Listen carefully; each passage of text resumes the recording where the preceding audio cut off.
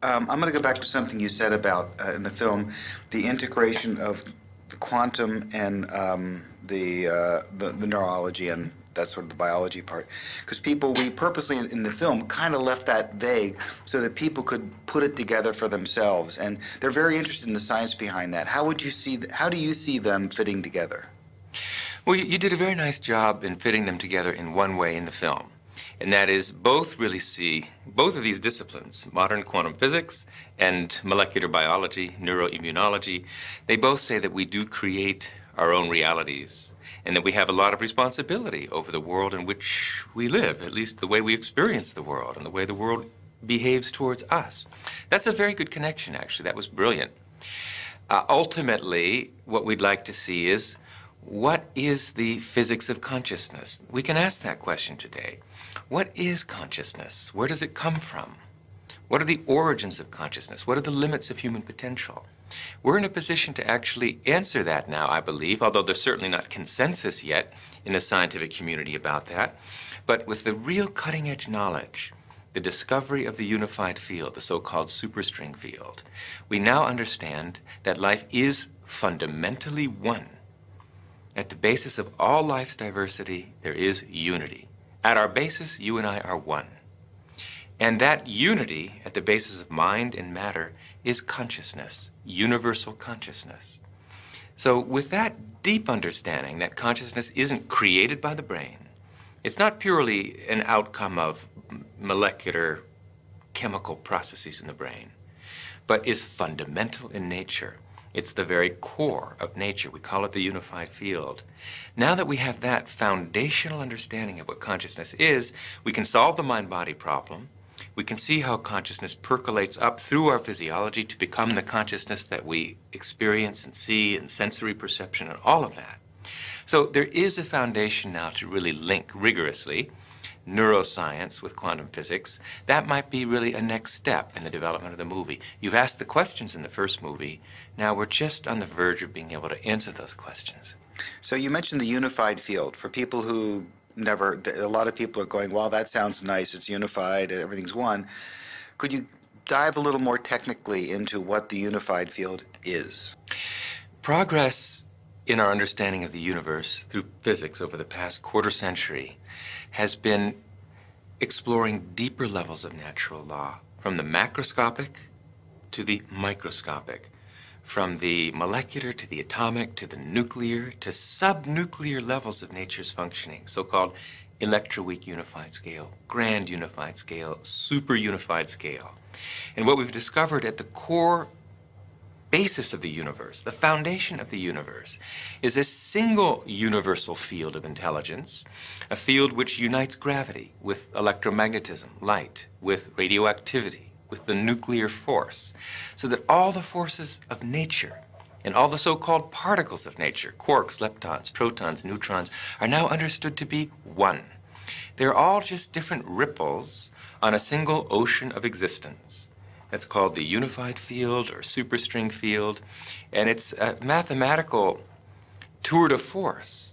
But we have realized Einstein's dream. He dedicated half of his life to discovering this unified field, and now in the context of the superstring, that has been achieved. So unified field theories based on the superstring identify a single universal field of intelligence, an ocean of existence, at the basis of everything, mind and matter. And all the so-called particles of the universe, the forces in our universe, everything in the universe are just ripples on that ocean of existence. That's the unified field. And that field is a non-material field. It is ultimately the field of consciousness. And all our separate consciousness, wherever there's consciousness, is merely consciousness by virtue of the fact that my consciousness, your consciousness, are ultimately that. Everything in the universe is really nothing but that. Planets, trees, people, animals, we're all just waves of vibration of this underlying unified superstring field. We are really united at our core. And ultimately the understanding that's emerging will be that there is only one consciousness in this room. And it is you. And it is me. And it is each and every one of us. We individualize our consciousness through the filter of our nervous system. But the consciousness itself, our very inner subjectivity, the self in the big sense, that is universal. And knowing that, knowing it through experience, is called enlightenment, and has been called enlightenment through the ages. It sounds like you're going down through the physical realms, leptons, smaller, smaller, and you're saying at the base, it's not solid, it's intelligence. Why do you use the word intelligence? That is a very brilliant question. What you're saying really reflects a bias that all of us share. Everyone who's grown up in the scientific world is used to the concept that we're living in a material universe, an inert universe, a universe of dead matter. And because of that, it's difficult instinctively to grasp that we're not really living in a dead universe, that the universe is overwhelmingly conscious at its basis. See, what we have seen and studied for 300 years of classical physics is what we call billiard ball mechanics, macroscopic physics, classical physics, the physics of billiard balls, cannonballs, and planets. But quantum mechanics, even at the molecular level, let alone atomic, nuclear, subnuclear, in the realm of quantum mechanics, the idea of particle is replaced by the idea of wave function. And what is a wave function? Technically, it's a vector in a linear space. But what's a vector in a linear space? What's it made of? What's the substance of nature? Well, a wave function, a vector in a linear space, is made of the same stuff thoughts are made of. We're really living in a thought universe, a conceptual universe. Quantum mechanics is just the play and display of potentiality. So the point I'm making is the deeper you go in the structure of natural law, the less material, the less inert, the less dead the universe is, the more alive, the more conscious the universe becomes. Then when you get to the foundation of the universe, the unified field or superstring field, it's simply a field of pure being, pure intelligence. Intelligence because it's the fountainhead of all the laws of nature, all the fundamental forces, all the fundamental particles, all the laws governing life at every level of the universe have their unified source in the unified field. That makes the unified field the most concentrated field of intelligence in nature. Non-material, dynamic, self-aware intelligence. Those are the properties of the unified field. Could you also use the term, because I've read this someplace, some people are saying at the bottom, it's also information. Is that kind of similar, or is that another way to describe the same thing? It's very similar. I'd say the quantum world, quantum mechanics, is really the play and display of information, the play and display of potentiality, waves of information, waves of potential electron. And it's important, the word potential. This isn't the world of electrons, it's the world of potential electrons. But when you have to ask the question, waves of what, really? What is the field that is waving? Is it the ocean? No, it's a universal ocean, an ocean of pure potentiality, an ocean of abstract potential existence. We call it the unified field, or superstring field. And that's what we're made of. So, as you said, the tighter physics have tried to grasp onto physical reality, to understand what it's really made of. What are the core building blocks of life? At the basis of it all, life, the universe, slips through your fingers. And you come up with something that's increasingly abstract to come to the realm of pure abstraction. And that's what the unified field is. It's pure abstract potential, pure abstract being, pure abstract self-aware consciousness, which rises in waves of vibration to give rise to the particles, the people, everything we see in the vast universe. That was great. I got awesome. Goosebumps on that one.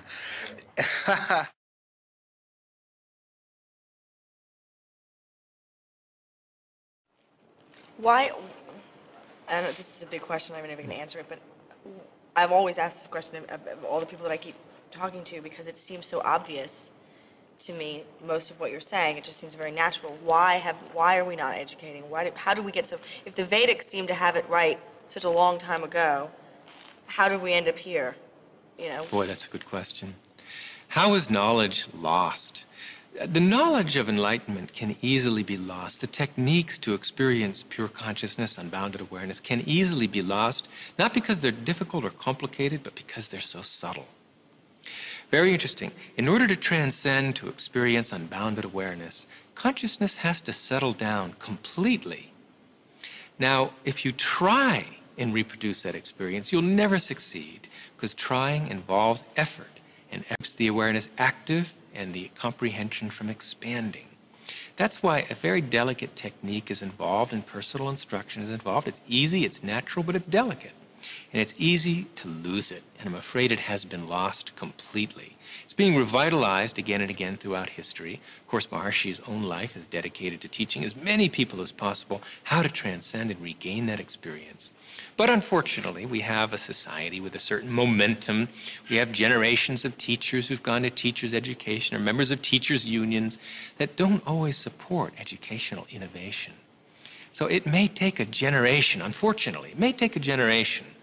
Now that simple techniques, universal, non-sectarian, scientifically verified techniques exist to gain enlightenment, it still may take a generation before these life-saving technologies to develop consciousness are reintroduced into education. You said non-sectarian. Does that mean like non-religious? Is that what you mean by that? The experience of pure consciousness really transcends any one religion or any one philosophy. It's as scientific as it is religious. It is, after all, a state of functioning of the brain, maximally expanded comprehension. It's the direct subjective experience of the scientifically discovered unified field of all the laws of nature. Is that religious?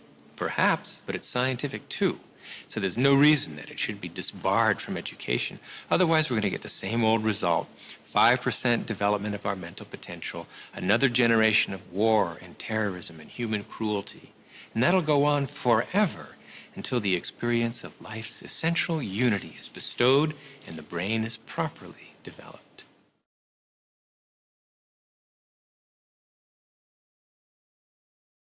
You know, we talked to Jeffrey Satinover and Hameroff, and I think maybe one other physicist said the same thing, that because you talk a lot about the observer, and they sort of said that that whole concept of the observer was a mistake and it's been fixed and it doesn't really mean anything now. What about that? It's true. There's a deeper level of perspective in which the observer does not yet exist, not separate from the observed. The reality of life today is all unity. Unified field which unites observer and observed in one indivisible wholeness. Scientifically, we call it quantum measurement theory, and the ultimate inseparability of the observer from the observed. In the language and science of consciousness, we call it the unity of knower and known in the indivisible structure of pure knowledge, the experience of oneself, the Atman. And what is the self? The self, consciousness, our very subjectivity, is that one thing in our life that has never changed. Intangible though it may be, and very difficult to put your finger on, it's that one aspect of our experience that has been with us since childhood. Although our beliefs have changed, our friends have changed, our bodies have changed, typically for the worse, that one thing that gives that continuity to our experience day by day, that's our consciousness. It's our subjectivity. It's the Atman, the self. And that self, which is the same for you as for me, ultimately, is this unified field discovered by science, which is essentially the creator of the universe. That is our authority. That's our dignity. If we only knew ourself and how precious it was, we would rush to experience higher states of consciousness where that experience of our unbounded subjectivity is never lost, even during the depths of sleep.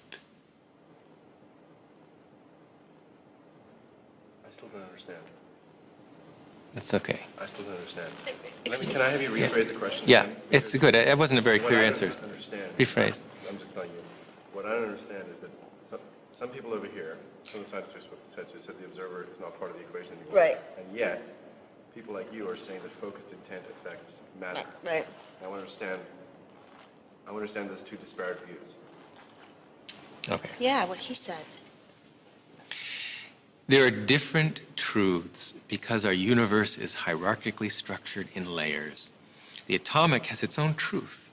The nuclear world has its own completely different truth. And they're both valid. They're both self-consistent. So there's the truth of diversity, where observer and observed are separately identifiable systems, and there's the deeper truth of unity, in which there is no separation between the observer and the observed. So we can talk about life at all levels.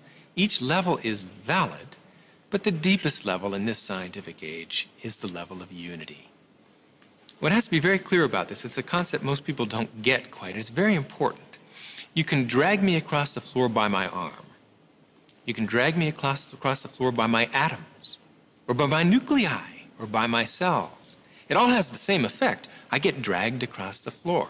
These are simply different levels of the description of the one reality that is me. So it's legitimate for us to talk about a world of diversity. We see such a world, after all. But it's even more legitimate for us also to talk about the world of unity, the ultimate scientific truth of life. So we get tripped up in semantics if we say that unity alone exists, but there's no such thing as diversity, or that diversity alone exists, there's no such thing as unity. They're both true. They're just different levels of description of the same reality. So, you talk about me and you are one, but we're also separate. Those are just different levels. Different levels. On the physical level, you and I are separate. You're much better looking than I am, more attractive in virtually every way. But at deeper levels, we have a common source. And that is the unified field, the scientifically discovered unified field that is the source of you and the source of me, the source of gravity, the source of electromagnetism, the source of quarks, the source of leptons. Everything in the universe is a common source. So if we look at things at the deepest possible level, we ultimately discover one unified universal reality, of which you're a wave, of which I'm a wave. We're all just the different vibrational frequencies, the natural reverberant frequencies of this one universal unified field. Our whole universe is just a symphony. The various, harmonics and fundamentals and overtones of one universal field, one universal ocean of consciousness in motion. So let me ask this. I'm just trying to understand all this stuff. So does that place come from the Planck scale? Or is it... Yes. Wow, really? Yes. I totally understand it for the first time. Oh my God, I'm so excited. The Planck scale is that small distance scale, 10 million times smaller than the atomic nucleus, where all the forces come together, where all the particles come together as one, where you and I come together as one reality, where distance, where causality no longer exists, and there's one unified, indivisible wholeness, which is the unity of consciousness, the unified field of all the laws of nature.